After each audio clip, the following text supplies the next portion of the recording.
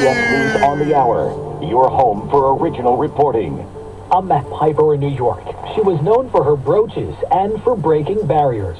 The first U.S. Secretary of State, Madeleine Albright, has died. She was the first female Secretary of State and served as America's top diplomat during the last 4 years of the Clinton administration.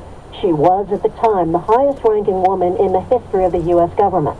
In a 2010 CBS interview, Secretary Albright spoke about her mission. What I believe is that there is a natural reason for people to get along if they think about the future and don't get completely stuck with the fights of the past. Madeleine Albright was surrounded by family and friends as she died of cancer. She was 84. Linda Kenyon, CBS News, Washington. State Department spokesman Ned Price says a U.S. Embassy official has visited with WNBA star Brittney Griner, who remains detained near Moscow, to check on her condition. The consular officer who visited with Brittney Griner was able to verify that she is doing as well as can be expected under these very difficult circumstances. Griner has been detained for more than a month after authorities in Russia allegedly found hash oil in her vape cartridges. Now to Russia's war on Ukraine. Tomorrow marks 1 month since its forces invaded. CBS's Tina Krause. Nadia Ivanivna says it's too painful to look back on the destruction of her neighborhood near Kyiv. She calls the war God's nightmare. Our property was demolished, she says.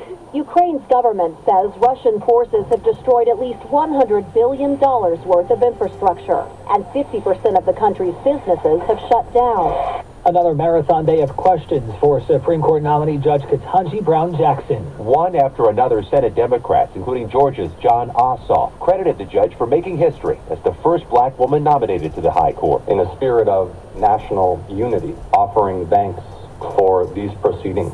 For a second day, Republicans questioned if Judge Jackson had been too lenient in sentencing some criminals, with Jackson responding, Congress writes the sentencing guidelines. South Carolina Republican Lindsey Graham asked if she'd call balls and strikes as a judge. Apply the law and the facts and call them as you see them. Is that right? That is correct. Outside legal experts testify tomorrow. Scott McFarland, CBS News, Capitol Hill. Moderna says it will ask the FDA to authorize 2 kid-sized doses of its COVID vaccine for children under 6 years old. Vanderbilt University's Dr. William Schaffner. They are less affected by COVID than older children and adults, but nonetheless, even this age group is susceptible on occasion to really serious COVID illness.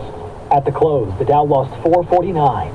This is CBS News. Well, that's today's news.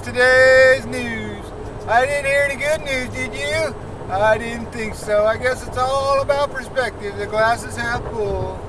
Well, as always, I want to thank you again for coming along with me on these Dash Cam News adventures. You know the drill. Peace, love, and all that hippie jazz. Bye-bye, everybody.